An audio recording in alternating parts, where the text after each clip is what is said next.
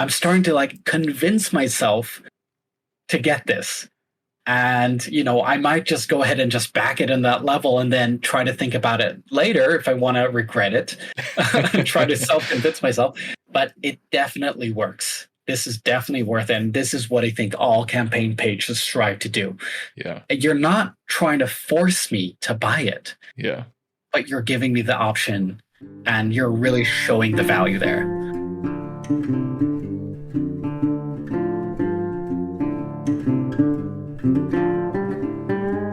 So just to introduce you, the podcast is typically aimed at game designers, but as you know, a lot of times game designers also become game publishers, and I think what you're doing is quite focused on getting a successful game, publishing a game, marketing.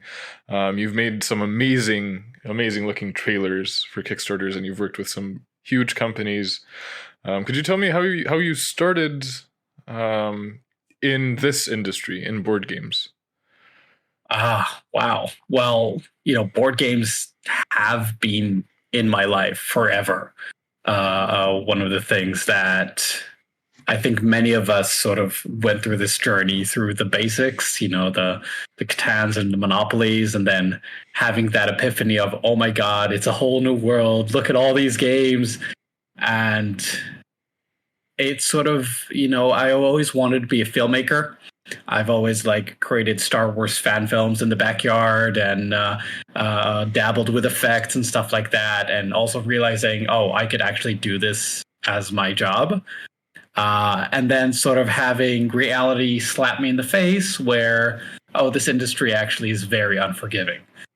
Day jobs working as an editor were a nightmare. Anything that was TV related in Israel especially was very, very difficult, very low paying. Only 1 in a million chance for you to break through and do anything cool. And honestly, I just wanted to create cool stuff. I wanted to do stuff that I imagine in my D&D games and in board games and things like that. And one day I'm really eternally thankful for this day in a weird way, where I was at my lowest. In the day job, I asked my boss to leave early to take care of my kids who were sick, my kid who was sick at the time. And they sort of said, well, what's going to be your next excuse?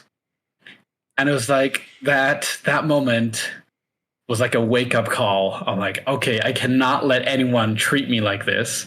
I rage quit my job basically and started freelancing as an editor or After Effects artist for odd jobs around Israel.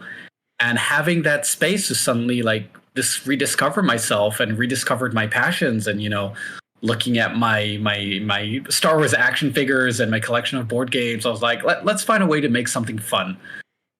And I've been at that time backing Kickstarters here and there. And it's there was an opportunity, let's see if we can make some trailers. And it just started with one job that I did practically for fun, almost for free, just to do something cool again. And then slowly realizing that there's a market and there's a need and there's a want and people will actually pay me to do this.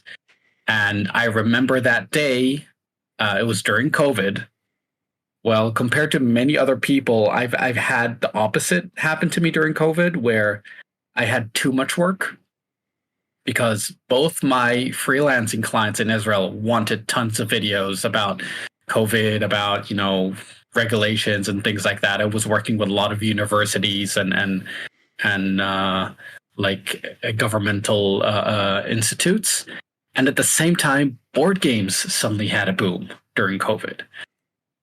And I knew I had to make a decision. Do I go all into something that's riskier and just focusing on board games? Or do I stay where it's safe and I always know I'll have work and being freelance? And I turned on my phone and I fired all my freelancing clients, one after the other. I just said, don't send me any more work. And I doubled down on board games, built Kagan Productions. And yeah, ever since then, this is what I've been doing. Yeah. it's really cool. I mean, that's a very cool story, and it's great that that you were able to have the, like, I guess, you appreciate yourself enough to, when your boss told you what's your next excuse to leave, because that sounds like an awful place to be in. But also you've made, and it's kind of similar to how I started, like, made this my job. It was also during COVID, for me, when I wrote a post on Board Game Geek that I'd be willing to playtest other people's games, for a fee. And I had made a couple of, like, prototypes at the time, and had won a prototype competition. So I kind of wrote award-winning designer, which was true. It was a local award. I think there were 6 other participants. But yeah, it's during COVID, and it is. I think that's part of one of the blessings of having a smaller industry, is that good services are very useful, and there's a lot of people looking to, like, how they can do it. And it's a market of people who have this as most people have this as a hobby, who have this, like, dream, and you're helping them, make this dream better. But also, I think it's people's Achilles heel is where you are helping them out with. I feel like people really struggle with marketing. They struggle with making things look good. And I think I've got the other Achilles heel, which is game development. But but yeah, could you tell me what's the biggest mistake people make when they decide they're going to do crowdfunding? What's something you've seen many times and could be fixed? I'm so glad you asked this, and you really raised a point there with the Achilles heels. I don't know if you got that impression when we met during UKGE, but I am a total introvert. A very hard time in spaces with a lot of people. After a long conversation, long social events, I feel completely deflated. Anytime I feel like I should be talking about myself, I find myself changing the conversation to the other person so I don't have to talk about myself. So doing this right now is a challenge for me. But the funny thing is that I noticed that this is something very common with creative people, that they have this whole, like, world that they live in, and that's where they thrive in their safe space, and that's why they find comfort in board games, because board games do create that safe space where you're essentially playing a different character. You're playing with people that you trust, and you go into, like, high conflict scenarios, but in a safe space. And it's a way to express ourselves, especially when we're creating a game. How pure is that? And so many of these creators decide that they want to take it up the whole way, and with crowdfunding, it is possible. They finish the game, they play test it, everything's fine, everything's wonderful, everyone loves the game, and then they get to that point when they need to deal with the terrible word marketing. How do I start selling my game? How do I start posting about it? I don't want to feel icky about it. It's just like, I feel like a used car salesman. If they just played the game, they would fall in love with it. I've seen this happen over and over again. Why can't it be simple? And this is something I felt about my service in a way. I thought I'll just put my videos on a website and people will come. I mean, that's how it works. And the truth is that we live in a world where we're bombarded with information all day, every day, with the phones in our pockets, with the media and the news and word of mouth and everything. It's very, very hard to pay attention to one single thing. And that's the main challenge new creators are having. Is literally the battle for attention, because what they believed in that sense that if they only played the game, they would buy it. It is true. That's not the challenge. The game is already good. You've spent so much time, blood, sweat, and tears to bring the game to this point. There's a reason you've done it. There is something really true and pure and special here. It's that next step of literally getting someone to be patient enough to understand what's in this game. And that's the major challenge. And understanding this challenge is the first step. So what I've discovered, I've done over 200, I think, campaigns I've been a part of. Okay, I've done the videos. I've never actually ran a campaign, but I've been part of the journey on all these Kickstarter campaigns and GameFound, of course. And I've had some clients which failed. The clients, the campaign just didn't take off, completely flopped. It had an amazing video. No one blamed the video for the failure. It was always something else. And that was very upsetting to me. I was like, why are people seeing this? This is such an amazing game. I mean, look at those pieces, look at those components, look at the theme.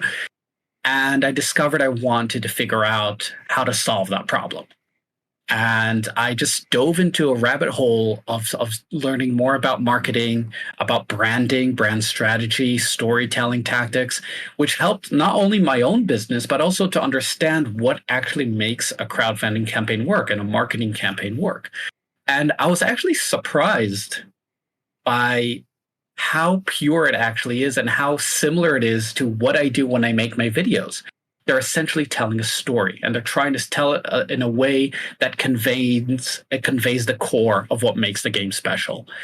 And I started thinking, what if I incorporate to my service, not just I'll do a video, but I want to help the creator tell the story of the game. I'll use that voice and I'll put it on the video. Okay, so make sure the video is the most effective, but I want to also be able to let them understand their own game and how to talk about it and how to tell the right story to the right person. That's the core of what it is. And I've started this process over a year and a half ago. Ever since I started this workshop before starting to work on the video, every client does a workshop before we start the production, 100% success. Wow. It was like a major shift. And in the beginning, I thought it was a coincidence. But then I worked on a little game called, I have it right here behind me, Botany, by Dusty and Amy from Ducksomnium.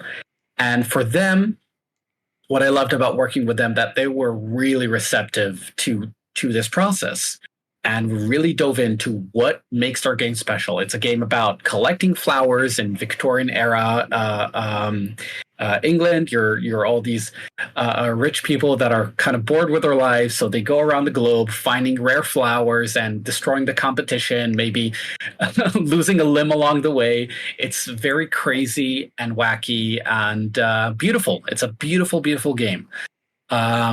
And they originally wanted to market it to board gamers. It's a board game. We should have ads on BGG. We should have like the major YouTube channels marketing it and reviewing it and previewing it. And once we did the workshop together, well, they had an epiphany that the game isn't actually for board gamers. They had a different superfan. Their superfan were actually flower lovers that have this sort of guilty pleasure with Victorian era times. They love Bridgerton. They love Downton Abbey. And this shifted their entire strategy. All the money they were ready to spend on influencer in the board gaming space went to influencers in the botany space, garden lovers and all these different channels. And all of a sudden, instead of being in a highly competitive arena with other board games they must compete with, there was no competition. They were literally the only board game in their space. And the result was, they hoped for 80,000 in their campaign overall. 100,000 was like the best case scenario. They hit that by lunchtime on the first day. And it just completely exploded. And they made over $1 million, 15,000 backers, and their brand is now growing, and they have an army of, because we give the superfan also a name. We want to make it into an actually living, breathing person, so we called them Mary. Obviously, it could be male and female, but for this time, we want to, because we're marketing to people, so they now have an army of Marys. They've adopted this name. They'll defend this game if anyone tries to come against it, because it's like, this is our game. They have ownership over it, and it's beautiful seeing all this connections coming up, and these people sharing, cosplaying while playing the game. This is what games are about, isn't it? Yeah, for sure. Sure. That's something that I think about very often. Like when I started getting into just playing board games again, that would have been like 2017 probably. I had played as a kid, but then had like 10, 12 years where I didn't play anything. And I remember then, like, the market was so different. And that's just like, what is it, 7 years ago or something? Like when a video came out, I would get like genuinely very excited, and now I feel very desensitized to like reviews, previews, and all of that in the board game industry. So it's really interesting how you're going for new people. My worry with something like that would be, how do you get those same people? I mean, presumably, to go on a crowdfunding campaign, that's a lot of new steps that they need to take. They need to make an account and, do something that they haven't done before. Mm-hmm. Is that difficult, or did that prove to be difficult? Well, difficult. Let me answer the question this way. This is 100% true. It is part of the journey you need to take them. And I've seen a lot of creators try to like tap into new audiences and non-gamers and things like that. I feel like as long as that's part of the journey leading up to the Kickstarter, that can be easily overcome. But we look at those things. When we map together the superfan avatar, we call it, we're trying to look at what are the challenges for getting this person to back. We know what they like. We know what they hate. And now we need to focus on really those challenges, the things that will cause someone to say, oh, I want this, and at the last moment say, maybe not. What are the things that will keep someone on the fence? Okay, so for Mary, again, as an example, one of those challenges was Kickstarter in general. The concept of crowdfunding wasn't necessarily known to them. So they added into their newsletters, new to Kickstarter, click here and we'll walk you through it. I don't remember exactly what they did, but what I recommend is just film a video of you giving a tutorial of how to sign on to Kickstarter, create an account, and what the steps they'll have to do to back the game. It's that simple. You make it as easy as possible for them. And that should be, I think everyone should do that regardless of their game, because you never know which backer you're missing out on just because they're surprised that Kickstarter isn't a store. Yeah. Supposedly. When we first met, you had me fill in your Kickstarter scorecard, which I recommend to anyone who wants to run a crowdfunding campaign. And in that scorecard, you filled in a lot of information, and in return, you got back advice, and you get back this chain of emails that tell you, what you should look out for, give you some great advice, it seems like. And one piece of that advice that stuck in my head is about casting a wide net, and people thinking that we need to get it to as many people as possible. But what you say is that's not necessarily the case, because you need people who are going to commit to becoming super fans, and super fans are actually much more valuable than people who see your ad and presumably scroll by. I'd like to talk a little bit more about how to cast that net, which is going to get the right people. What are the different tools you use? So, thank you for mentioning the scorecard. Just a few words about that. The original concept for that was, first of all, I learned about this wonderful tool called the scorecard, which the whole idea around it is to have a questionnaire that just doesn't just give you like, oh, you should do this or do you do that or something like that. I really wanted to create a questionnaire that will, within the questions themselves, make the gears in your head start turning. It's like literally asking the question: have you integrated all your social platforms and your landing page and your Kickstarter page? Have you sort of integrated them together, where your Facebook group would lead to the newsletter, and the newsletter would lead to the Discord, and the Discord would lead back to the Facebook group, and all of them would lead back to the Kickstarter pre-launch page? Have you even considered of doing that? And just having that question gets someone to think, should I be doing this? And at the end, when you fill out the form, you not only get a score of how ready you are to launch, but you get a tailor-made report based on your answers of actionable steps you could be doing right now to improve your score, and what I call to de-risk your Kickstarter. And one of these, so first of all, that was I just wanted to create this as a tool.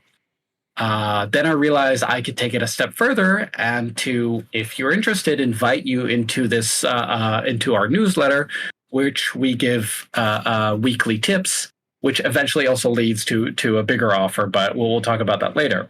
Now, to answer your question, the wide net. Well, imagine 3 circles, okay, like a target. There's the center circle, the middle circle, and the bigger circle. Each one is a different type of audience. In the middle, we have the superfans. In the middle, the small circle is superfans. The second bigger circle is casual fans, and the biggest circle is general audience. The superfans are literally the ones that you will need the least amount of effort to convert. They just need to really know about your product, like we talked before, and that's it. They say, shut up, take my money, and they buy it. Casual fans are interesting because they have one thing they're passionate about that aligns with your product, like a Venn diagram. So through that passion, they might be converted to wanting to play your game. An example for me, I'm very, very passionate about Dune. I love Dune. I love the new movies. I love the books. I read the book every year. And then Simon released this huge miniature games for Dune. I don't play heavy miniature games. I don't have time for them. I usually don't have the budget to buy them. But through the passion of Dune, I was like, I gotta own it. And I cannot resist owning something like this. I'm holding up like the big Sand War miniature, which I always keep on my desk. So that was an example for me, being able to convert to that. But if I was a miniature lover and a Dune fan, I mean, that's a no-brainer. I'll get it without even thinking, without even looking at how much it is, and getting the all-in. The general audiences, they're very interesting because that's the most amount of people, but they're the hardest to convert because the reasons they buy, you can't necessarily always understand why they buy your product. Maybe they like the cover, maybe they like the theme, maybe just they thought it would be interesting. So maybe they think a relative will like it. Maybe they're going to buy it as a gift. Yeah. So now imagine that this is an actual target and I'm going to give you arrows to shoot at this target. So what would you rather do? Do you try to fill up the target entirely from top to bottom?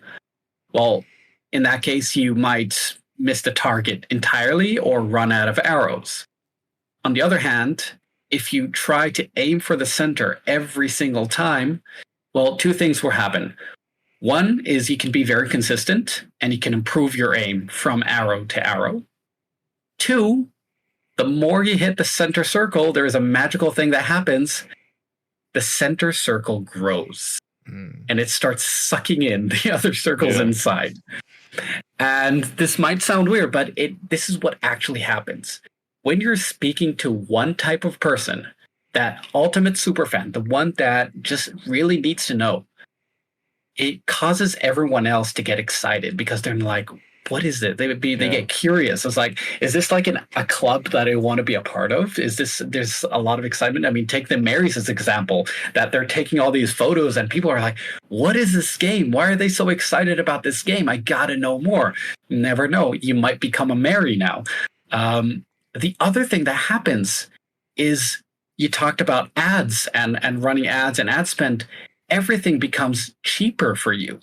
Okay. Because not buying leads, but the cost per clicks becomes cheaper because they're more effective. You don't need to like shoot like a shotgun everywhere, hoping you'll hit something, spending more and more and more money. And then a few things happen. First of all, you don't get enough leads, or you get leads and they don't convert because they're not qualified. And also your ads start becoming tired because the algorithm sees that, oh, it's not working. Yeah. And it starts, pushing it down. On the other hand, if suddenly you get a very high percentage of conversion rate, the click-through rate is amazing. Meta will start pushing your ad further and further and further, and it becomes more and more effective. And then you can raise the ad spend while keeping the same amount of return of investment. So it just seems logical to me, and I've seen this happen over and over again. Yeah, yeah. And that ripple effect is really interesting. You mentioned with like when you convert super fans, because those are the people that are gonna comment. Like one example for me is with Rise of Babel, which is launching as we speak. Probably by the time this is up, it's already going to be up. Good luck, by the way. Yeah, but I remember some of those first people who played it at a convention when it was still a prototype with prototype art. One of the best moments for me was we had one group that just loved the game so much, and they asked to purchase the prototype, and I told them, no, I'm not going to sell you the prototype because it's not finished. But it was just a nice feeling. But then after that, they started following everything, and they would comment everywhere. And even today, I posted a picture of one picture was the first year at the convention with them, and then it was the second year, same people at the same convention, like a year apart. And it's so cool to, when you get people and they said again that they weren't planning on coming to the convention, but when they saw the game as there again, they came for it. And it's those people that on Facebook when they comment, oh, we're definitely getting this game, we've played this game, we love it, and so on, or on social media. I'm kind of old school. I use Facebook. I know if you don't underestimate Facebook. Yeah. Facebook is very, very powerful. Again, it really depends on the type of game, but I really love what you said, and this is really important. When you get the super fans on your side, they become the best form of marketing you can have. I mean, my business, the only reason it thrived was word of mouth. It is something that it's the purest form of marketing, I think, because it's genuine and it's human. Okay, it's not like an ad. It's not like even a video or anything like that. It's literally a person giving their honest experience and recommendation, and usually they do this to people they trust. Yeah. And when you hear it from a trusted source, that's like the best form of marketing. And I like the story you just told me. I've heard that dozens of times. Yeah. One of my favorite ones was like very similar to what you said, where this publisher had their game at a convention. This guy called Tom comes to them and they're like, what is this? And they quickly explain the game. And then they go, can I buy this? And they're like, well, it's going to be up for sale. No. Please, I need to have this prototype. Please, please, please let me buy it. And they said yes. Compared to you, they actually said yes.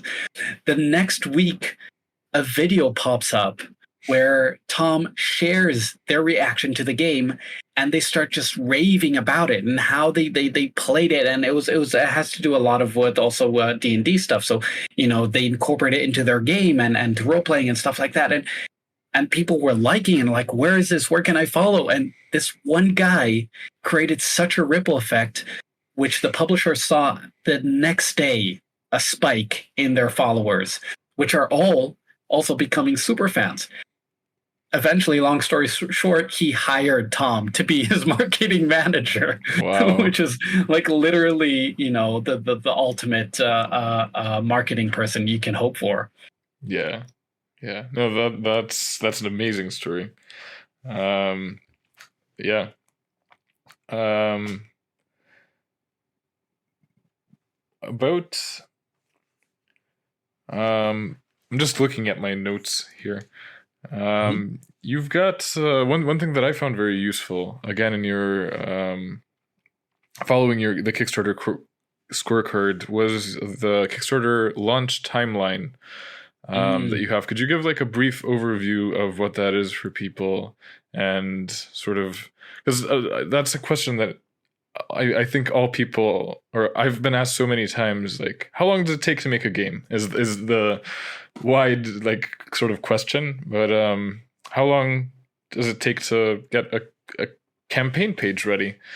And what are those steps, and what do you not want to forget, and all of that? So, in all honesty, this document we created. Well, I'm going to say we because I created it together with Joe Slack and Dina Ramsey. Joe Slack is a award-winning game designer. Dina Ramsey has her amazing marketing service. Dina said so. And it was like a point where we were trying to figure out really how to help game publishers in a way where they de-risk their campaign. And this was one of the things we created together. We like put our brains together and we try to figure out like unlocking this document. And it's important for me to state that nothing here is like a hard set rule. It's like the pirate code. I mean, it's you can follow it, but you don't have to. But it definitely could give you a framework of a checklist of what you should be aware of, what you shouldn't forget. I've had clients which it really I can understand how it happens. They get to like the 95% before launch, and they drop the ball at the last moment. They don't check their numbers. They don't have their ads lined up. They don't have the different tracking links. And there's just so many things. I don't want to get into everything right here, but sometimes it just helps to have something that will help you keep accountability. But you need to remember to keep it flexible and remember what is good for your game. It also really depends on why you're even doing this. And I think that's something we should have talked about. Not every publisher wants to, start a whole business and actually live off it by publishing games. That is a very difficult road to go down. A lot of my clients will be like, I just want a creative outlet. I have a job. I have a day job. It pays well. I'm doing this together with my partner or my friends or just myself as a creative outlet. I just want people to play my games. If it'll, work out, that's great. If not, not. So I always make sure to ask, like, what is your actual goal? What is your best result that you could hope for? What's a realistic one? And setting those expectations beforehand will help you prepare for how much you should be investing, both how much money and, most importantly, how much time. Okay, because time is the only piece of currency we cannot get more of. So you need to make sure that you know how you spend your time leading up to this campaign. So to answer your question, like the timeline starts like 6 months before launch. Like that's the amount of time you need to start your marketing. The true answer is you should start marketing now. All you need is, I think, and I just talked about this recently in a reel I put up. You only need the cover of the box to start marketing your game earnestly, because that is essentially the product. And when you show people this is the product I'm going to sell, and then you just talk about it and use a lot of words, even if you don't have any other assets left, that is a good place to start. Another place to start is with playtesting. Every time, like you said, I playtest the game. The guy went, I want to buy this now. Well, did he get their info? Did he write it down? Did he capture their, did he ask them for their emails so you can keep them updated? That is marketing. Not only it's marketing, it's the best form of marketing. So for a game like, Rise of Babel, yes, that's what I would recommend. At least 6 months. I've seen games do a whole year of marketing before launching. If your game is much smaller, well, you should try to realign according to what that is. Because if it's a small investment, it would be a little strange for a super fan to be following for half a year if it's just a small deck of cards. Okay, it just doesn't feel right. So it definitely should be flexible according to the story you're trying to tell. What else can you do before the campaign? Let's start with that. What can you do before the campaign, other than just showing the cover? What are other things you can show? Ask people, where do you go? Who and how do you talk about your game?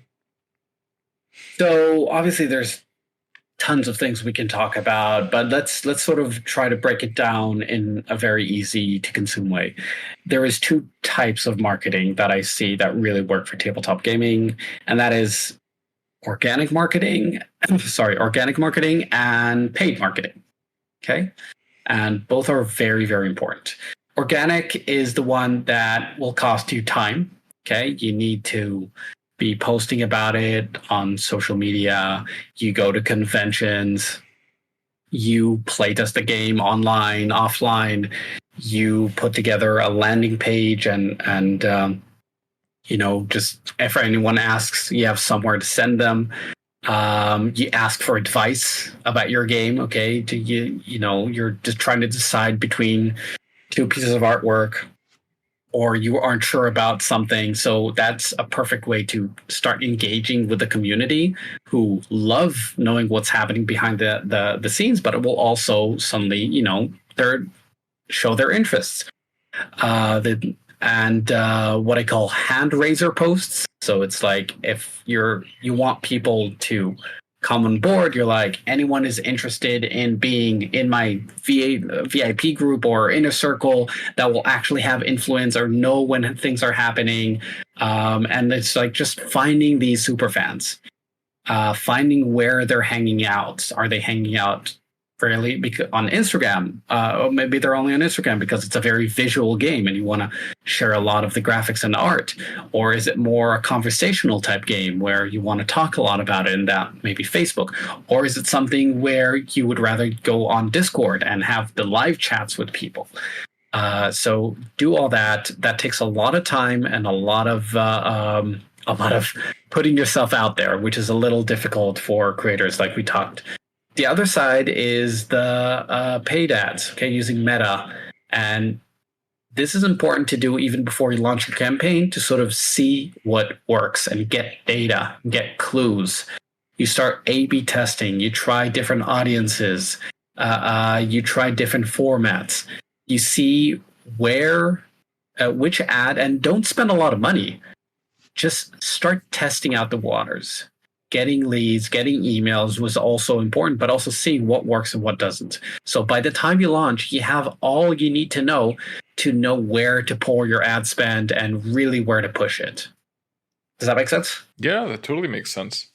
It totally makes sense. And then what about getting your games into the hands of reviewers, previewers, people who already have their own audiences? Yeah, so that is also vital for every tabletop game, I think, because we're such an oversaturated market. A game that goes without any reviews or previews, that's immediately a red flag. So I would caution against overdoing it with reviewers and previews. I mean, when you see like some campaigns have like 10 to 15 previews and reviews, I think at a certain point, it's just like, okay, we got it. Yeah. I guess it goes back to what we said with botany. Sometimes it's finding the right reviewer or previewer for your game and not having the one with the most audiences.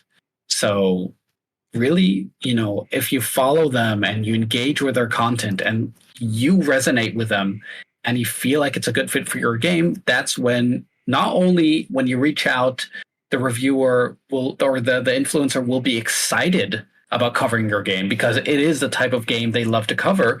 They will also probably be very positive about it because it fits their repertoire, so to speak. Yeah, and that's like the best case scenario. If you can make a reviewer your super fan, that is, Yes, 100%. And I would recommend contacting them way earlier than when you're ready. Okay, getting to know them, they'll get to know you. Being very transparent and honest and friendly. Like, I love your content. We're working on a game. I really want one day in the future, and just strike up the conversation. So once you're ready to send that email, it's not a cold call. Yeah. And this is something I've learned from my sales process. It's so much easier when you have an introduction through someone else. Okay. B, through meeting that person in person in a convention and then following up. I mean, the fact that we're having this conversation is thanks to us meeting in person. And, just not having that first cold call of, hey, I have a game. Can you review it, please? Can you please do something for me? Yes. Well, also, it doesn't even need to be, I think a lot of people might feel, like you said, icky about it because they feel like, oh, that's going to be disingenuous because I've got this long-term plan of, I'm going to become, I'm going to talk to this person and then later. It doesn't need to be that.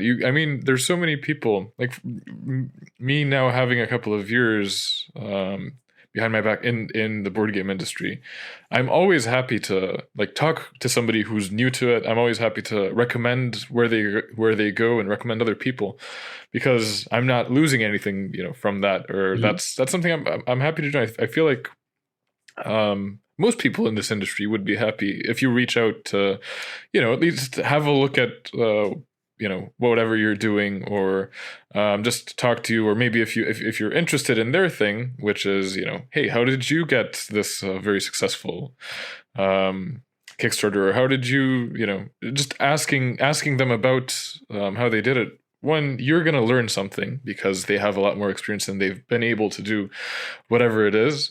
But also, you're gonna have, start that conversation and start. I've got many friendships now that have started with me interviewing somebody on this podcast, or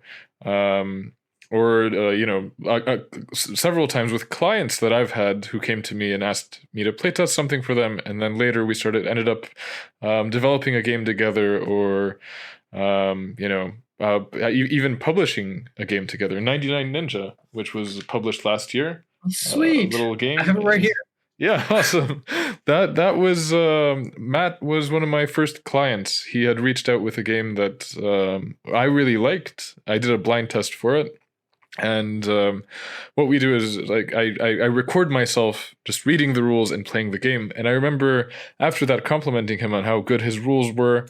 And we started that conversation. And I think I've told this story many times on here, but I'll quickly tell it again. Is he decided he's taking 9 months off work to do board game design full time. It was his dream. And I said, well, I'm also as interested in doing this full time, and I'm doing it full time currently, and having somebody else who's fully invested for 9 months, I think would be great. And we ended up we've designed several games together since then. But yeah, just starting with a conversation, or with something like that. I don't think you need to feel icky about it. You see, that's one of that's the thing I love about this industry. I feel like there's sort of this common understanding that rising tide lifts all boats, right? That's a term. It's like everybody is helping each other. Everybody will always, we should talk to and, do an introduction. I don't feel like anyone has like a cutthroat competition here. We all essentially want this industry to grow. Okay, because we are, if we look at it from the top view of like the whole industry, we have a major battle against huge industries, the video game and movies and TV shows. It's like our industry is tiny as a fraction compared to that, and everything that we're doing, new designers, new publishers, crowdfunding, people taking chances, everything grows this industry and brings in more gamers into the circle. And really, I mean, I've said this multiple times, which is it's strange to say, okay, because it's games, but I honestly believe that games are saving lives in a way. I feel like everybody has a story of a game memory or moment of or a connection that was, you just told a story like that yourself that literally changed their lives because of that moment, because of that game, because of that experience. I've been doing it in Israel by donating games to displaced families, and just seeing their kids like light up with joy and like laughing around the table in these difficult times. It's been really life changing in a way. So I honestly believe that there's a mission to bring more games to more people and to make those connections and like bring these amazing magical experiences to the world. Yeah, and also like you said, those safe spaces where people can let go of a lot of their like social anxiety and just have an experience with other people, a social experience. We also do something similar. We organize every year a game jam in a smaller city near where we live for it's this youth center, and it's usually like people from kids from harder like backgrounds and who have lots of difficulties. And it's so cool because we do I think it's about a 10-hour thing. We go in the morning, we tell them what a game jam is, and they're like how they can. We split them up into teams, and we have them.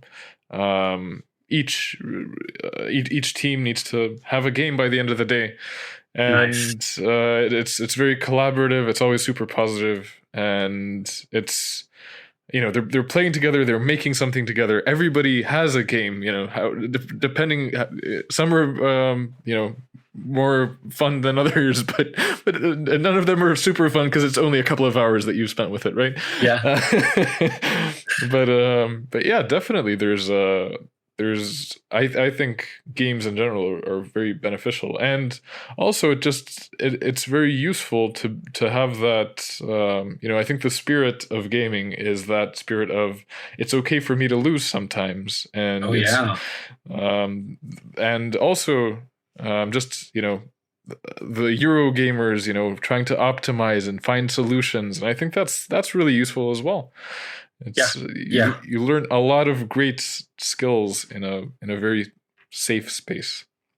Yeah, it's I have my son is 7 now, and at a certain point he turns to me and is like, "Dad, I want to make a game. I don't want you to do the video for me." I'm like, "Okay." And we've been for the past year, designing a game. It's very similar to what you said. It started like a very basic concept. What if there were cats and dinosaurs playing hide and seek? But just the experience of working with him on it is amazing. I'm seeing all these things come up. I mean, he came back from school one day and he told me, my best friend is now part of the team. Okay, so I want to have a Zoom call with him this afternoon. I'm like, what? Okay. And they literally had a Zoom call, and he was saying, okay, you need to start thinking about this, and I'll do work on that. His friend didn't even know what he was. He was like, can I go back to play now? It's so funny to see that.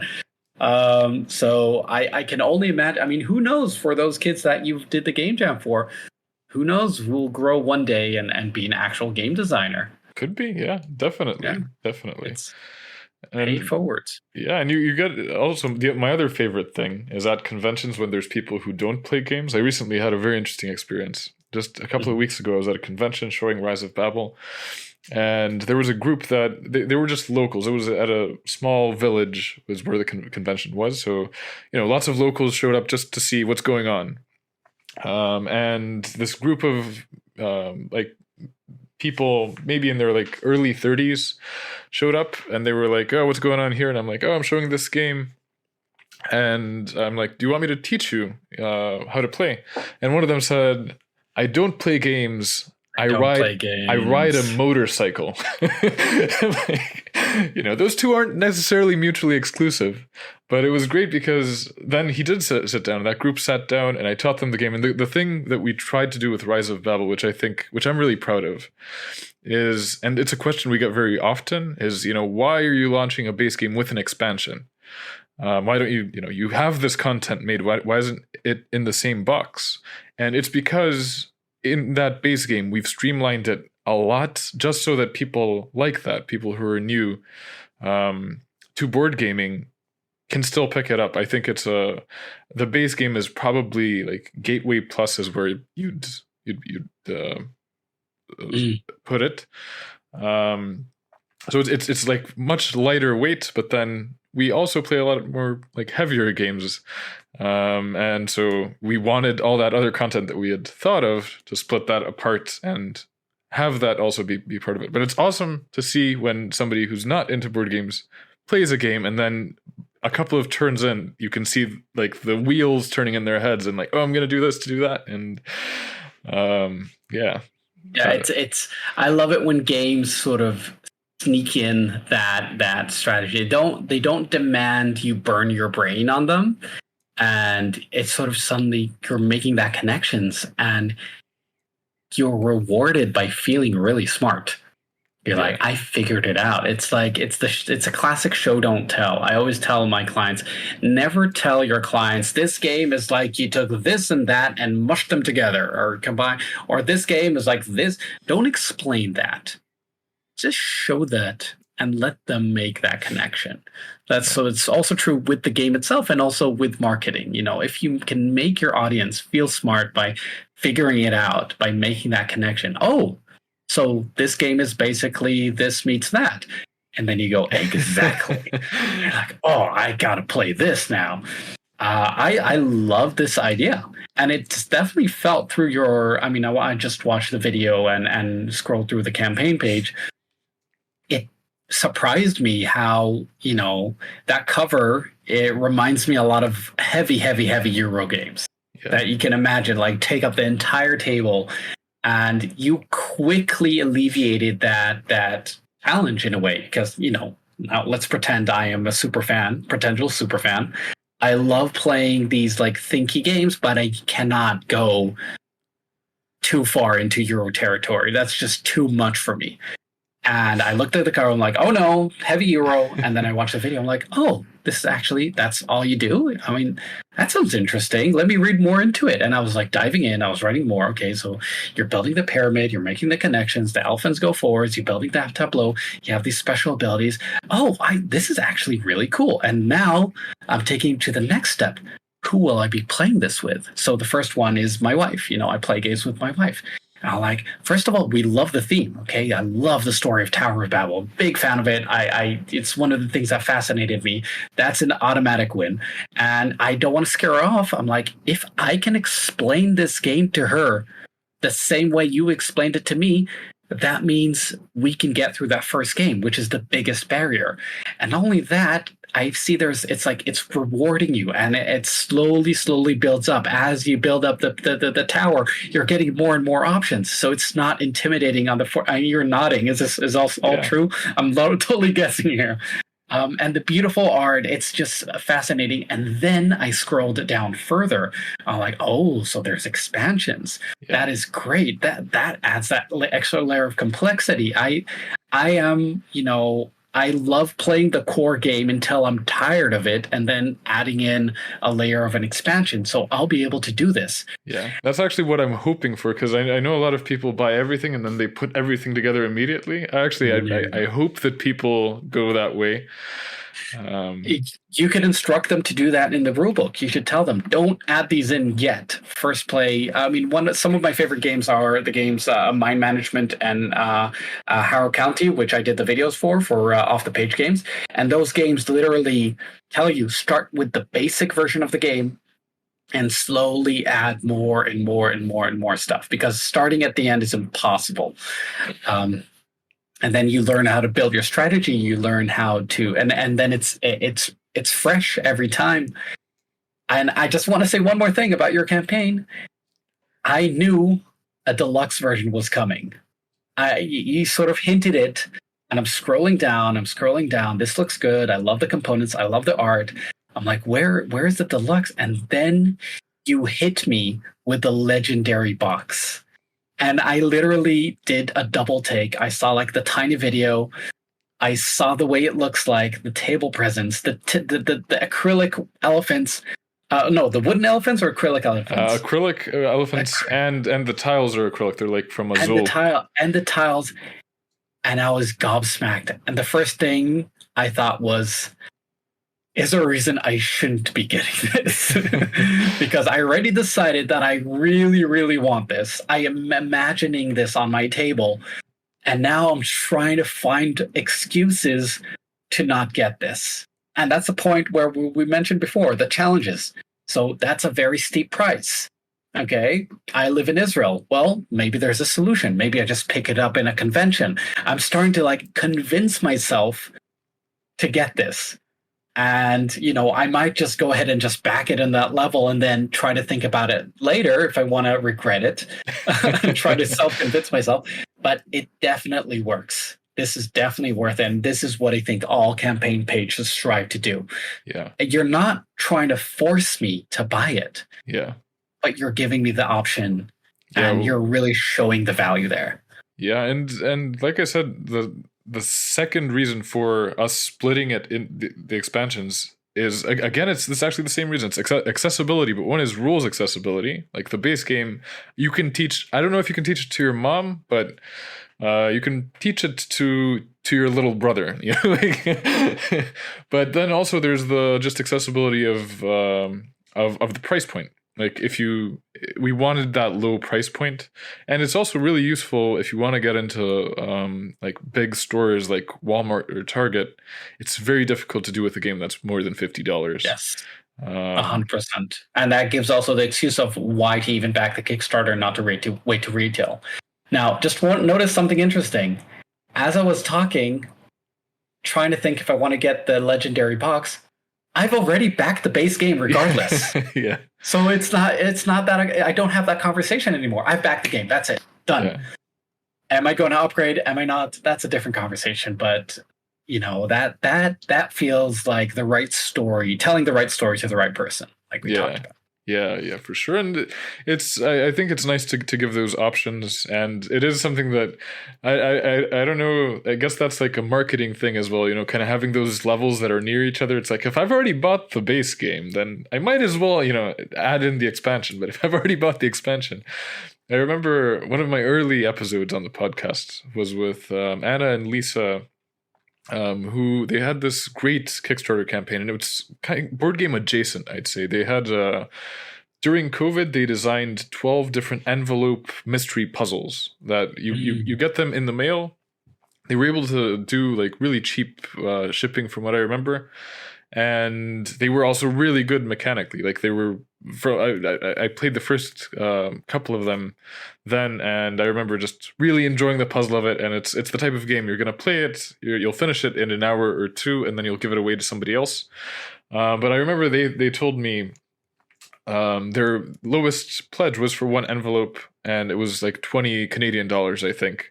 But then the highest pledge was, you get one every month, and it was I think it was $200 for 12 envelopes. And I remember them saying the reason that they did it, and they ran I don't know if they still do it, but they ran a marketing service, and like social media and all of that. And they said the reason we put the highest price point in there was so that the $20 looks a lot less, right? You're like, if I'm going to spend $200, I may as well just spend $20. But what happened was the opposite with Kickstarter crowds. They all went for the $200 12 envelopes. I'm not surprised at all. Yeah, that's that. Again, I'm going to call it a tactic, but that makes it sound sleazy. It is reframing things. Okay, it's called price anchoring, and it's a very well-known thing in sales. And it's just important. It's just like, again, I'm a filmmaker. I think like films. I think like movies. You do an establishing shot. Yeah. Okay. You have two ways of doing it. If there's someone drinking at the bar, okay, and you want to establish this, there's two ways of doing it, and both of them have different intentions. If you want to do, I don't know, like a light comedic sitcom or something like that, then the first shot is external bar, internal person at the bar drinking, come in situation. If you want to create a noir or something mysterious or something tension, you start with a shot of a hyper close up of the glass and a hand holding the glass. And you linger on that shot. And you've started now with a completely different vibe and intention. Yeah. And you've got all these questions that immediately pop and up. All these questions. Whose hand is that? Guy, why is he drinking? You know, what's happening? Yeah. So the same goes with prices in a way. You're like setting the stage of what will be this experience of getting an envelope every week. How much is that worth to you? So you're saying if you're just wanting this as a one-off, then it's a $20 experience. And you're like, okay, that makes sense. You know, I'm trying to think about other things that I've been spending $20 on. And yeah, that sounds like a fun night, you know, maybe going to a restaurant. Yeah. But if you want this, and what do you say? Every month? Yeah, for 12 months. Every month that you're going to have a whole year of these experiences and that anticipation and that waiting. It sounds $200 sounds like a no-brainer. Yeah. And it was, because the gameplay was so good as well. Yeah, and it was. So it's not cheating. That's it. There's nothing sleazy. You're actually telling the truth. But if you just said, oh, this is a game where you get 12 envelopes, you don't get them in one time, you get them in 12 months, and it's going to cost you $200 now. How does that sound?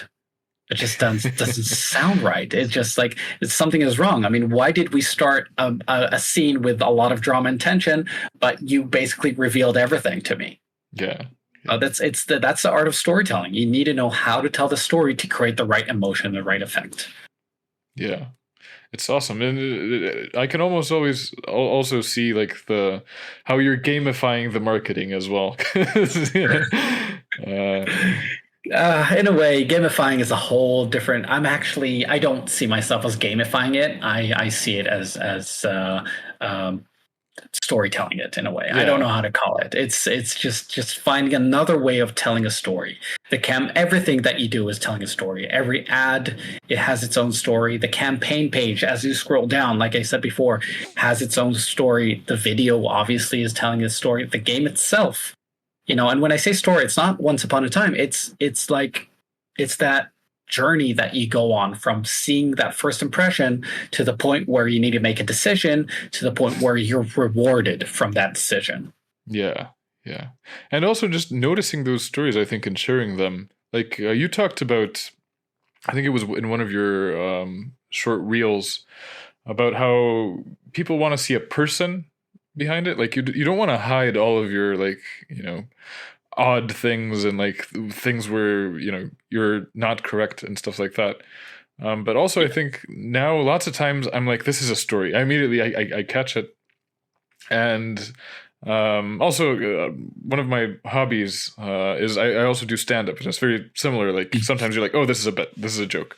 But like recently, just a couple of days ago, we did an online tournament for Rise of Babel, and the winner at the end said, I want to split because there was a monetary reward and the legendary box, and he said, I want to split the monetary reward with the second and third place because they played so well. And I'm like, that is a story. I don't know if we're gonna share it in some way, but it's so nice to see, hey, you know what the audience of this game is? They're the types of people who win something and then they want to share it with the rest of the people. Amazing. Amazing. I love that. Yeah.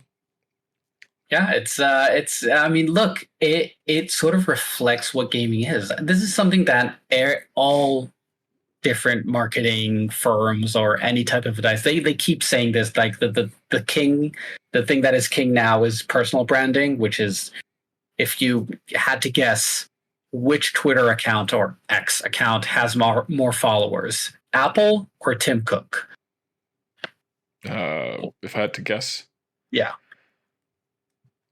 Apple. So you're wrong. Let me just bring up the numbers. That's what I thought it would be because of the way you framed it. So Tim Cook has 14.5 million followers, and Apple has let me see. Apple has only 9.7 million followers. So Wow. it's quite a range because people want to follow people. People want to connect they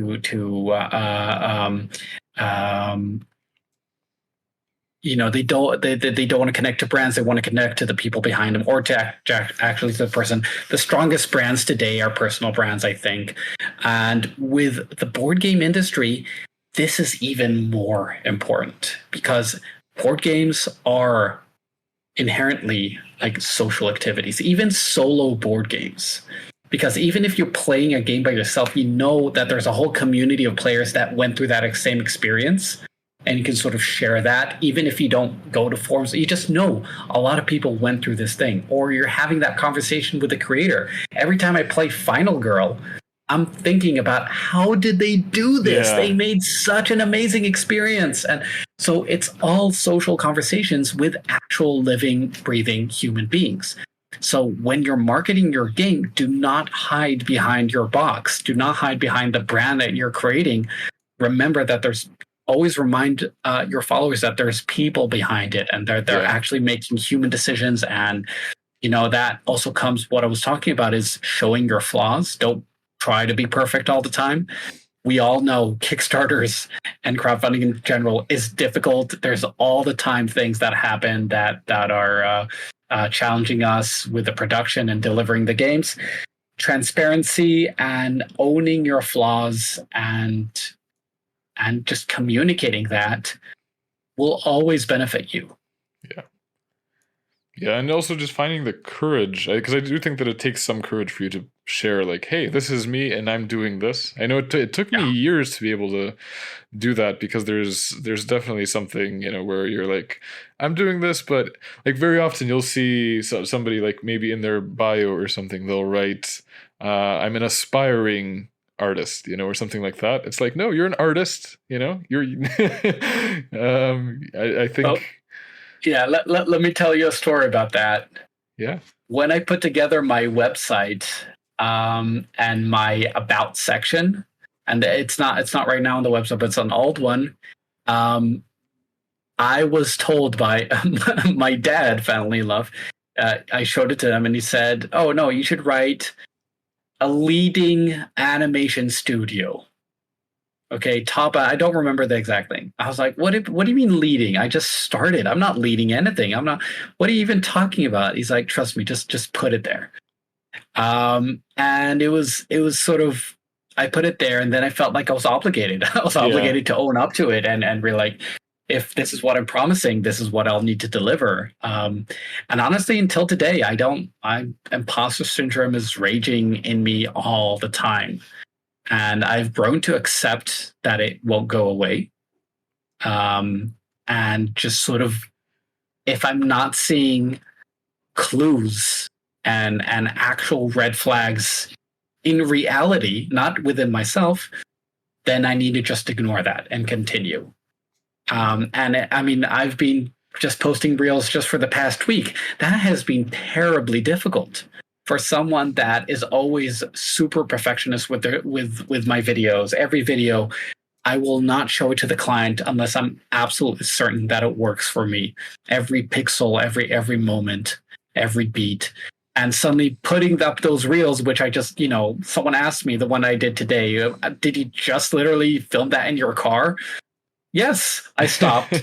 I had an idea. I was just waiting in my car. I got back home from putting the kids in school. And the air conditioning was just so nice. I did not want to step outside. I opened up social media. I saw this post about, imperfect, just not being perfect with your marketing and showing vulnerability. That's a great idea. I should talk about that. And I felt myself right there and then and posted it.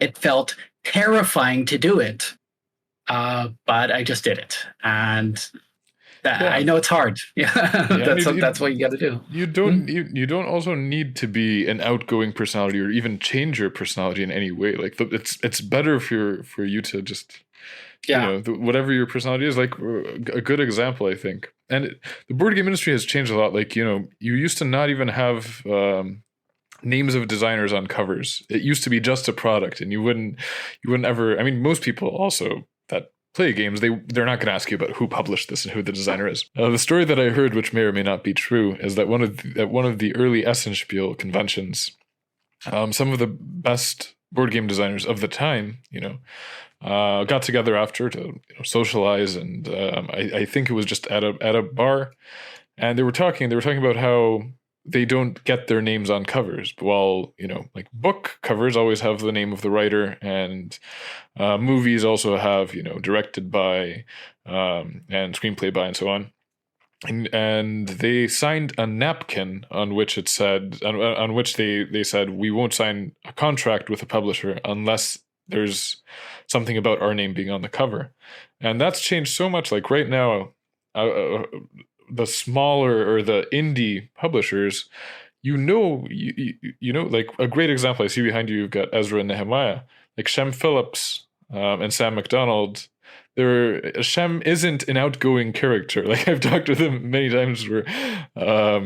We're friends with Sam and Shem, and he's a very, or at least from what I've seen of him, he's very conscious of what he says, and he's. I don't think of him as this outgoing, eccentric extrovert, but he's also putting himself out there. And I think he's made a name for himself where that the games he puts out are good games. Or Jamie Stegmaier as well, Again, it's a name I think many people know his name, maybe even more than they know Stonemaier. So yeah, I think And you mentioned like the big name, what's considered like the big names in our industry. But the truth is that even smaller games will have. It all goes back to the superfans. They will be fans of this person, and you got to remember, there's so many people in the world. There's just so many people. You never know where you're going to find an audience, where you're going to find people that will discover something special and will become your fans in a way. One of the craziest for me still, I still can't believe that happened. In UKG experiences that happened to me, I was walking through the lobby of my hotel after the convention. People were always playing games there. And I see two guys playing a game that I did the video on, Set and Watch by Rock Manor Games. Mm-hmm. And I go and I mention, are you enjoying it? They're like, yeah, it's pretty fun. I'm like, yeah, I made the trailer for that. I really enjoyed working on it. And one of them just stares at me and he's like, wait, so you're Ori Kagan of Kagan Productions? Oh my God, I'm a huge fan of yours. I mean, I've backed so many games just because of your videos, and I love it. I mean, and he's telling his friend, and I was just like, what the heck is happening here? Yeah. With this doesn't happen to me. Who am I? And then they invited me to play with them, and they're like, oh my God, we can't believe Ori's playing with us. And this was like a completely surreal experience. I was just like, what is even going on here? I guess that's something, you need to accept that this is something that can happen. In a way, they are my super fans. In a way, again, it's you can hear in my voice. It's weird for me to talk about it, because I don't feel like I deserve that in a way. But everyone's saying, or you just own it up. It's like my dad saying, just say you're the leading person. Yeah. And it's So I think every designer, whether you're selling the game to publishers, signing it on for publishers, or doing crowdfunding yourself, you're always you should be prepared to be present for that opportunities, for those connections. Yeah, totally. All right, to finish up, there's a question I always ask all guests, and that's, what is a piece of advice you'd give to somebody? In your case, somebody who wants to run a crowdfunding campaign. What's the most important single piece of advice? Okay, so I don't know if this is the single piece of like best advice. I don't believe in that. I think there's just the right advice for the right moment that usually comes out of asking questions. But this is something I think everyone can do. I've been doing it myself, and talking about it now reminds me I should be checking it again. And that is the following exercise. Open your emails, start a new email, put the address to you, and time it for the next 3 months. And then write an email to yourself in 3 months from now and state all the things that you think or you hoped happened by this point. Okay, everything that you want to achieve, all the goals that you've covered, or your mind state at that point, and then send it. Then copy that email. Either it's like the sticky notes, right? Windows has those sticky notes. Paste it into one of those sticky notes and have it permanently on your desktop to read every single day. Okay? Every single day, reread that email. At a certain point, you'll probably forget about it because that's hard. But I just said, I pulled it up again. But at a certain point, you will get that email sent back to you, and then you'll have that accountability, self-accountability.